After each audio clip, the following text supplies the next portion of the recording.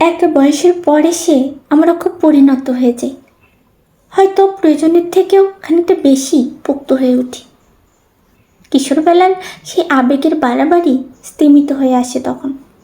আসলে তরুণবেলার আমাদের জীবনে ফেলে যাওয়া কিছু অতীত পাখির ছায়া আমাদের যাবতীয় ভাব ভালোবাসা প্রকাশের ইচ্ছেটাকে ব্লটিং পেপারের মতো শুষে নিয়ে চলে যায়। তখন গোলাপ হাতে হাঁটু গেড়ে বসাটাকে বাড়াবাড়ি লাগে। ভালোবাসি বলতে আড়ষ্ট হতে হয়। রাস্তায় হাত ধরে হাঁটাকে আতিক্ষেতা মনে হয়।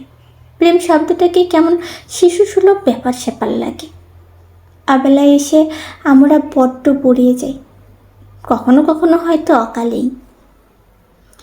তখন দরকার হয় থেকে যাওয়ার অভ্যেস, কথা বলার প্রয়োজন, আমার বাড়িটাকে গড়ে পেটে নেবার মতো একটা খুঁটি, মানুষগুলোকে জড়ানোর জন্য দুটো কঠিন হাত, আমার মাথার জন্য একটা কাঁধ, হাতে জোর পাওয়ার জন্য কয়েকটা আঙ্গুল, ভরসার জন্য পেছন পেছন সবসময় একটা ছায়া।